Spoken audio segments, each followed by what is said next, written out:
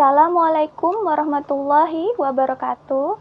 Perkenalkan, saya Suci Yuliani dengan NIM 858447177.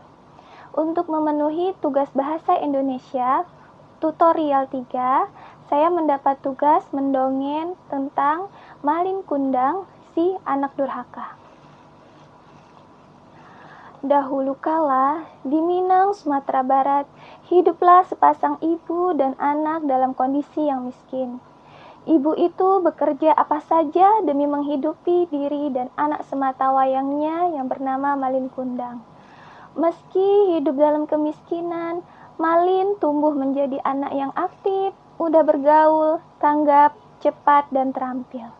Namun, seiring waktu, kondisi keluarga itu tidak banyak berubah, sehingga Malin yang tidak ingin terus hidup menderita bertekad untuk merantau ikut sebuah kapal dagang yang berlabuh di pantai dekat perkampungannya. Niat itu pun kemudian disampaikan kepada ibunya. "Ibu, Malin ingin mencari pekerjaan yang lebih baik, pergi berlayar bersama saudagar yang Malin temui di tepi pantai kemarin." "Malin, janganlah kau tinggalkan ibumu yang sudah tua ini sendiri. Kalau kau pergi, siapa yang menemani ibu? Hanya kau yang ibu punya, Malin. Tolong izinkan Malin pergi, Bu. Malin lakukan ini untuk ibu, supaya ibu tidak lagi harus susah payah mencari penghidupan.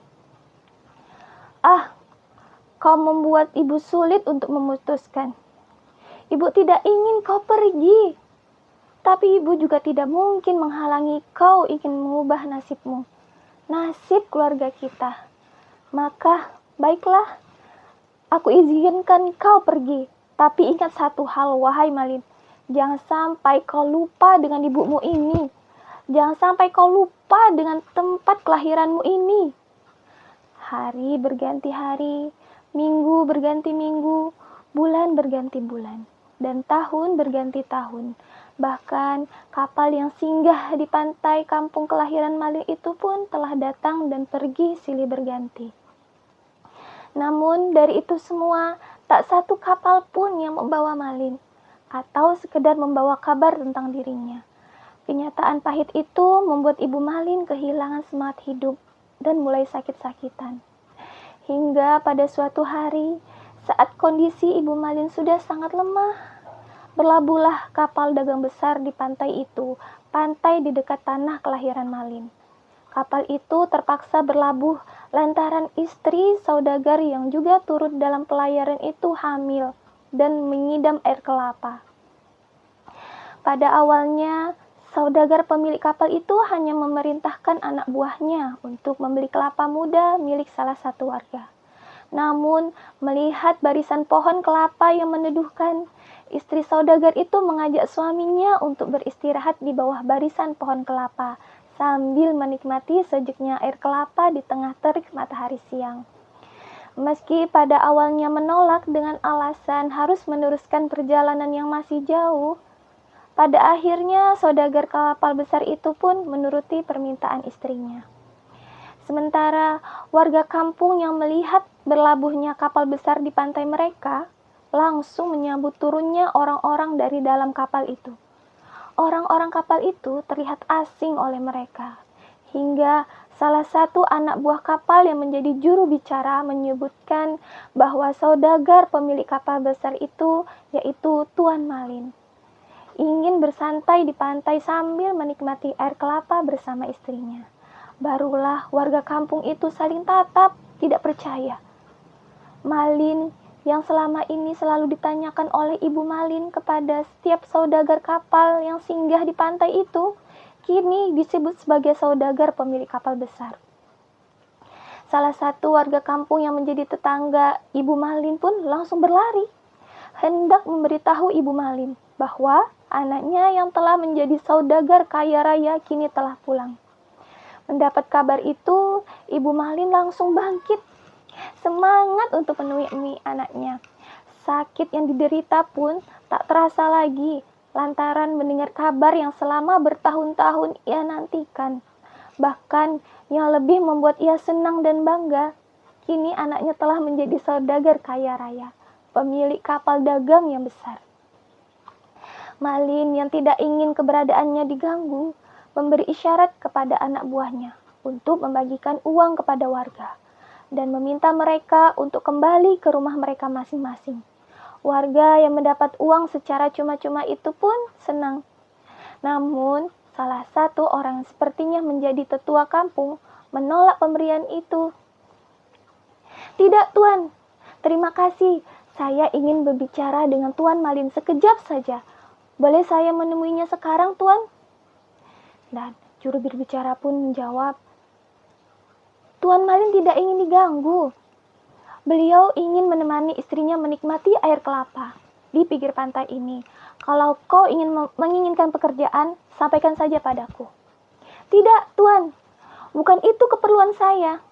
Saya itu tidak bermaksud mengganggu. Saya hanya ingin menyampaikan hal penting kepada Tuan Malin secara langsung. Saya mohon, Tuan." "Baiklah, kalau kau sampai membuat Tuan Malin merasa terganggu, aku tidak akan segan menghajarmu." "Tidak, Tuan, tidak. Justru ini akan menjadi kabar gembira untuknya." Orang yang menjadi juru bicara kapal itu pun lalu menghampiri Malin yang sedang berjalan dengan istrinya di tepi pantai. Beberapa saat kemudian, juru bicara itu pun memanggil tetua kampung dan memberi isyarat agar menyampaikan keperluannya, lalu pergi. Tetua kampung pun langsung mengangguk dan berlari kecil menghampiri istrinya dan Malin kundang. Melihat tetua kampung yang tentu ia kenal, Malin berusaha untuk tetap bersikap tenang. Maaf Tuan Malin, tidakkah Tuan Malin ingin menemui Ibu Tuan? Bertahun-tahun Ibu Tuan menanggung rindu ingin bertemu dengan Tuan." Mendengar itu wajah Malin pucat seketika. Sementara istrinya merasa kaget. "Apa Kanda masih memiliki ibu? Mengapa Kanda tidak pernah menceritakan itu pada Dinda?" tanya istrinya Malin. Malin hanya bisa terdiam. Ia gelisah takut kalau istrinya mencampakkan dirinya setelah tahu bahwa ia berasal dari keluarga miskin yang tinggal di perkampungan pesisir. Padahal yang istrinya tahu selama ini, ia adalah saudagar kaya raya, berasal dari keluarga saudagar kaya pula. Ia berbohong demi menjaga kehormatan kedua orang tua istrinya yang sudah menjadi mitra dagangnya. Ya, waktu itu Malin sudah menjadi saudagar yang bermitra dengan orang tua istrinya. Ia berhasil menjadi saudagar berkat kerja kerasnya. Bahkan, ia pun bisa memiliki kapal dagang meski dengan ukurannya tidak terlalu besar. Namun, dengan status saudagar yang telah ia sandang, ia tetap tidak akan bisa menikahi istrinya. Karena tradisi yang berlaku saat itu tidaklah pantas seorang saudagar kaya raya berbesan dengan orang yang bukan saudagar kaya raya pula. Menyadari kuatnya tradisi itu, jadilah Malin berbohong demi bisa menikahi wanita yang telah menawan hatinya, putri dari mitra dagangnya sendiri. Dan yang membuat ia semakin tidak berdaya, kapal dagang besar yang ia miliki sekarang ini merupakan hadiah dari orang tua istrinya agar ia lebih mudah dalam mengembangkan usahanya. Maka baginya saat ini ia tak ubah seperti sedang mendapati buah simalakama. Kalau ia tidak mengakui ibunya, jadilah ia anak durhaka. Namun kalau ia mengakui, ia akan kehilangan wanita yang sangat dicintainya. Tidak hanya itu, kapal dagang yang besar pemberian orang tua istrinya pun pasti tidak akan kembali. Pasti diminta orang tuanya dari istrinya. "Kanda, mengapa diam? Apa yang terjadi? Apa yang Kanda pikirkan sehingga membuat Kanda berkeringat dingin seperti ini?" tanya istrinya. Tidak apa-apa Dinda. Kanda hanya jadi teringat kedua orang tua Kanda yang sudah lama meninggal. Jawaban yang keluar dari mulut Malin akhirnya bisa membuat istrinya kembali tenang. Namun, tidak begitu bagi tetua kampung. Ia tersentak seketika mendengar pengakuan Malin yang tidak ia sangka-sangka. Tidak, Tuan Malin. Ibunda Tuan masih hidup. Ayahanda Tuan memang sudah lama meninggal sejak Tuan masih kecil. Tapi ibunda Tuan masih ada. Masih menunggu kepulangan Tuan, kata ketua kampung. Hei, apa kau tidak dengar ucapan Tuan Malin tadi? Tuan Malin sudah lama tidak memiliki kedua orang tua. Ah, aku tahu sekarang. Kau hanya pura-pura seperti ini agar Tuan Malin memberimu uang yang banyak, kan? Terka dari juru bicara kapal. Tidak, Tuan. Saya tidak seperti yang Tuan sangkakan. Juru bicara yang merasa sudah memperingatkan tetua kampung agar tidak mengganggu tuannya, langsung berusaha menjauhkan tetua kampung dari tuannya. Namun, di tengah usaha si juru bicara kapal mengusir tetua kampung, dari kejauhan terdengar suara wanita yang memanggil-manggil Malin. Malin! Malin anakku, kaukah itu? Ibu sangat merindukanmu. Kemarilah ini ibumu, Malin. Seketika Malin pun kaget bukan kepalang. Keringat dingin di kepalanya keluar semakin menjadi-jadi. Sebagai seorang anak, ia sangat ingin berlari merengkuh ibunya. Namun, hatinya telah diselimuti rasa takut kehilangan istri yang dicintainya, membuat kakinya terpaku. Itu Tuan. Itu ibunda Tuan, sambil menunjuk ke arah Malin. Oh Malin anakku. Betapa senang hati ini akhirnya ibu bisa melihatmu lagi. Ibu sangat merindukanmu. Tidakkah kau merindukan ibumu ini anakku? Namun, juru bicara sangat sigap dalam melindungi tuannya dengan langsung menghali ibu Malin. Tunggu wanita tua. Ada perlu apa kau mendekat? Aku ini ibunya. Ibu yang telah melahirkannya dan membesarkannya. Tidak mungkin. Kedua orang tua Malin telah lama meninggal. Kau jangan seenaknya mengaku-ngaku ibunya. Atau kau juga sama dengan laki-laki ini, hanya ingin mendapatkan uang. Aku tidak peduli dengan uang kalian. Malin anakku. Siapa laki-laki kasar yang berlagak seperti Agojo itu? Ibu Malin pun terus mendekati Malin, ingin segera memeluknya. Namun, si juru bicara kapal menahan kedua pundak Ibu Malin sehingga membuat Ibu Malin meronta. Lepaskan aku, lepaskan. Manusia macam apa kau ini? Hendak menghalangi seorang ibu yang ingin memeluk anaknya sendiri. Melihat keharuan itu, tetua kampung pun berusaha melepaskan tangan si juru bicara kapal dari pundaknya Ibu Malin. Sementara Malin masih dengan sikap diamnya, tidak berdaya.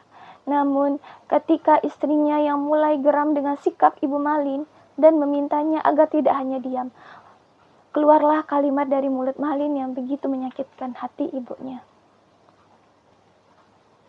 Pergikah kau, wanita tua? Aku bukan anakmu. Aku Malin, anak saudagar yang kaya raya yang telah lama meninggal.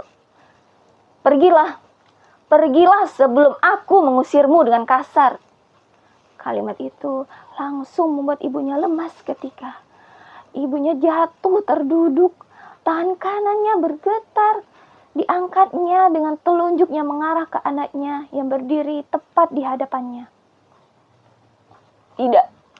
Tidak mungkin aku salah mengenali anakku sendiri. Aku kenal dengan raut wajahmu, tak asing dengan suaramu. Aku tidak akan mungkin lupa dengan luka di lengan kirimu. Luka bekas goresan pisau yang kau rebut dariku untuk membuat tombak mainanmu dulu. Malin, sadarlah kau. Malin, ini ibumu. Aku menjadi saksi atas semua yang diucapkan ibumu. Semua itu benar adanya. Janganlah kau menjadi anak yang durhaka, yang tidak mau mengakui ibumu sendiri. Hei kalian, aku menghormati kalian sebagai orang tua. Tapi sikap keras kepala kalian yang terus memaksa suamiku telah melewati batas. Maka benar kata suamiku, pergilah kalian sebelum kami mengusir kalian dengan kasar. Ini kampung kami, dan akulah tetua di kampung ini. Kalau kalian tidak suka dengan sikap kami yang berusaha menyadarkan orang sebelum terlambat, maka kalianlah yang seharusnya pergi dari sini, pergi dari kampung ini. Menyadari hal itu, istri Malin pun segera mengajak Malin pergi ke kapal dan pergi meninggalkan perkampungan pesisir itu. Malin pun mengiyakan dengan bibir yang bergetar menahan tangis. Namun, lagi-lagi karena cinta, ia mengabaikan hati kecilnya yang menjerit memohon ampunan dari ibunya. Sementara, ibu Malin yang tidak ingin berpisah lagi dengan Malin, masih berusaha dengan kesabarannya sebagai ibu yang terus mencoba menyadarkan anaknya. Ibu Malin pun mengiba dan dengan tangis yang terseduh. Malin, anakku, tegakah engkau meninggalkan ibumu yang sudah lama menantikan kepulanganmu? Sungguh tegakah kau tidak mau mengakui ibu yang telah melahirkan dan membesarkanmu? Malin seolah tak peduli. Dia terus menuju kapalnya hingga membuat ibunya berteriak dan dalam tangis. Berhenti kau Malin. Kembalilah padaku Malin. Kepada ibumu ini Malin. Kembali Malin, kembali. Ya Allah. Sudahlah Uni. Kita pulang saja. Biarlah Tuhan sendiri yang memberi hukuman atas sikapnya itu. Namun, mendengar kata hukuman Tuhan, Ibu Malin justru bangkit dan bersuara lebih lantang dari sebelumnya. Ya Tuhan, kalau benar dia anakku, hukumlah dia. Kutuk dia menjadi batu yang lebih keras dari hatinya yang memang telah membatu. Malin yang sudah berada di tangga kapal seketika bergetar mendengar doa ibunya. Namun sekali lagi ia terus melawan nuraninya. Diperintahkannya seluruh anak buahnya agar segera mengembangkan layar lalu meninggalkan pantai itu. Terlebih secara tiba-tiba langit yang semula cerah kini menjadi kelam. Angin bertiup kencang, gelombang laut meninggi. Seluruh orang di kapal pun menjadi panik. Dan kepanikan itu pun berakhir ketika petir yang seperti cambuk bercabang-cabang menyambar kapal dagang itu. Tiang-tiang di kapal besar itu pun patah hingga menghantam orang-orang yang ada di bawahnya. Orang-orang yang tertimpa tiang itu mati seketika. Sementara yang lain berhasil menghindar dengan menceburkan diri ke laut. Justru pada akhirnya terseret arus hingga meregang nyawa di tengah lautan. Adapun Malin Kundang, ia berhasil menghindar dengan menggulingkan badannya ke haluan kapal. Namun, baru saja ia berdiri, cahaya dan suara kilat kembali menyambar kapal, tepat mengenai dirinya. Tubuhnya terbakar seketika, hangus, hitam. Namun, dalam kondisi jasad yang seperti itu, ternyata ia masih bisa bergerak. Jasad itu lalu tampak membungkuk dan kemudian kaku dalam posisi bersujud. Badai telah reda, tak ada lagi petir, tak ada lagi angin dan gelombang kencang. Bangkai kapal dagang yang besar itu pun tak lagi tersisa di pantai. Semua telah hanyut terseret arus laut. Namun, di salah satu sudut pantai yang dipenuhi batu karang, beberapa orang tampak terheran-heran melihat satu batu karang yang berbentuk aneh, karena menyerupai tubuh manusia yang sedang bersujud. Bahkan, yang lebih aneh, batu itu mengeluarkan suara degup yang menyerupai degup jantung manusia. Temuan itu pun akhirnya disampaikan kepada tetua kampung. Menyadari hal itu, seperti ada kaitannya dengan tragedi yang menimpa Malin Kundang. Tetua kampung mengajak Ibu Malin untuk melihat batu itu secara langsung. Sesampainya di sana, Ibu Malin tertegun. Ia menangis. Bibirnya bergetar mengucapkan sesuatu sambil mengelus batu bersujud itu di bagian kepalanya. Aku mengampunimu, anakku. Aku mengampunimu, anakku. Ucap lirih Ibu Malin yang seketika membuat suara degup itu berhenti. Sekian dongeng dari saya. Saya mohon maaf apabila ada kesalahan. Saya ucapkan terima kasih. Wassalamualaikum warahmatullahi wabarakatuh.